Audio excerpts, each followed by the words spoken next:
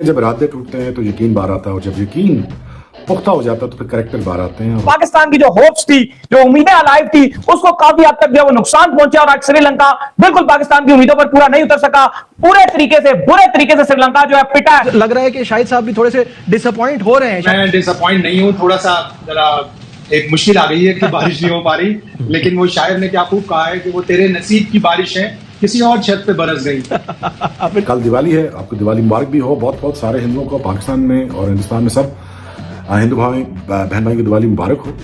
और दिवाली से पहले ही पटाखा फोड़ दिया गया। किंग पाकिस्तानी, मेरा भी दिल करता है कि पाकिस्तान सेमीफाइनल में खेले और खासकर मैच जो इंडिया के साथ होना है वो किसका देखने को दिल नहीं कर रहा। सभी क्रिकेट फैन चाहते हैं कि इंडिया के साथ पाकिस्तान का सेमीफाइनल हो, मगर सिचुएशन जो है पाकिस्तान के लिए जो टारगेट नियरली इम्पॉसिबल सामने आ रहा है जो पाकिस्तान को जीत के लिए चाहिए होगा। श्रीलंका वालों को लगता है घर जाने की जल्दी है, उनका बोर्ड भी उड़ गया है, उनके सारे अहदेदार भी हटा दिए गए, उनके खिलाफ तहकीकात भी शुरू हो गई, यकीनन कप्तान के खिलाफ भी तहकीकात शुरू होंगी और ये काफी अरसे से चल रहा है। मुझे ये लगता है कि पाकिस्तान से चूक कहां से हुई।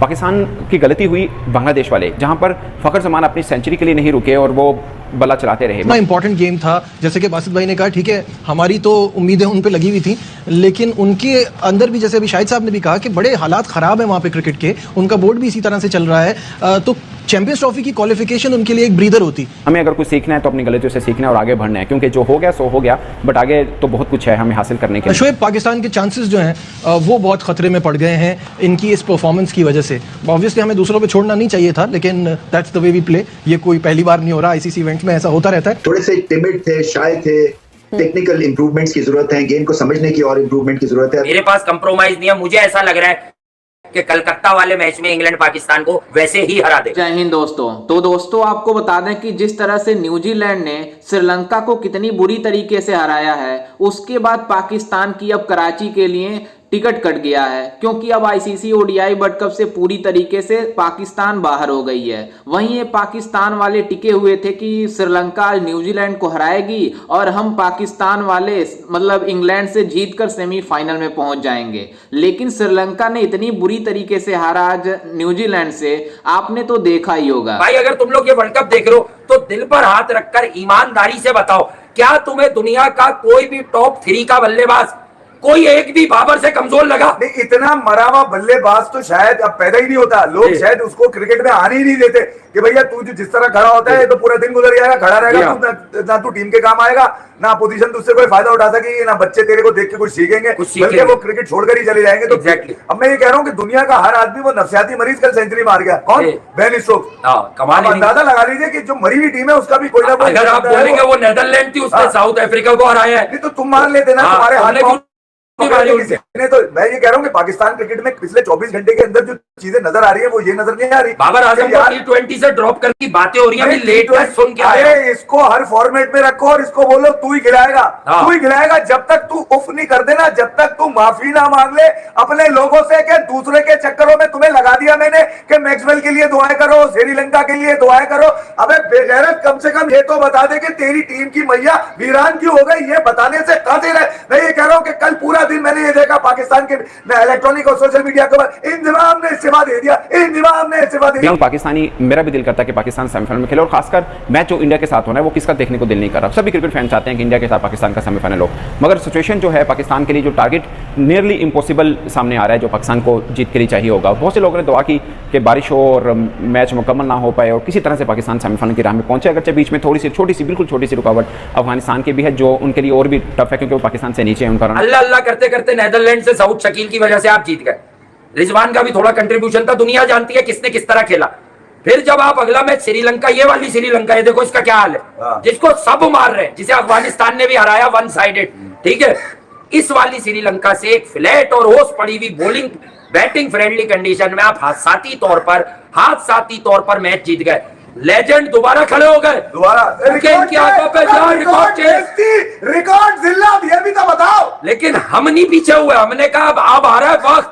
वो बड़ी फेमस हुई लाइन हमारी कि अब हनीमून पीरियड इज ओवर, अब आयो तुम क्रिकेट के मैदान में। अब तक तो तुम्हें दी थी पूरी टांगे, बल्लेबाजी, बॉलिंग, फील्डिंग, सारे लड़के सब टीम के पूरे तैयार होकर नहा धोकर शैम्पू करके आए। अब तुम्हारी बजाएंगे, देखता हूँ बैटिंग में कौन कौन विकेट पे ज्यादा रुकता है। जो रुका जलील हुआ, जिससे मारे रना बॉल मारे, एक निकल के आया फकर, जो हमारा आदमी था जिसकी फॉर्म के ऊपर सालों ने ऐसी की तैसी बचा के हाय हाय ड्रेसिंग रूम में न जाने बातें उसके कानों तक पहुंचती थी। आउटसाइड द एजेस फखर के गेम को खा गई ऑस्ट्रेलिया साउथ अफ्रीका के खिलाफ, जहां पर तुमने फखर को सालों खिलाना था वहां उसको बिठा दिया। अब तुम कह रहे हो कि श्रीलंका तू जीत जाए या बारिश हो जाए, लानत है। पाकिस्तान क्या ये डिजर्व करता है कि सेमीफाइनल में पहुंचे?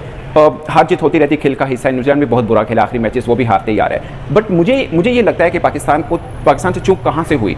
पाकिस्तान की गलती हुई बांग्लादेश वाले, जहाँ पर फखर जमान अपनी सेंचुरी के लिए नहीं रुके और वो बल्ला चलाते रहे, मगर फिर भी मुझे लगता है कि 3 या 4 ओवर पाकिस्तान लेट हो गया। वहाँ पर रन रेट पाकिस्तान बेहतर करने का एक सुनहरी मौका था, मगर कहीं से भी एक फखर जमान को निकाल दें, बाकी कहीं से भी आपको लगा कि पाकिस्तान इस सोच के साथ मैदान में आया कि हमने बांग्लादेश को हराना नहीं है, रन रेट के साथ हराना है। तो मुझे लगता है कि हमें इस मैच के बजाय उस मैच के बारे में सोचना चाहिए था। सीधी सी ये है कि इस्तीफा भैया आपने तो कबूल नहीं करना था, दूसरा इनको अकाउंटेबल भी तो करना था ना यार।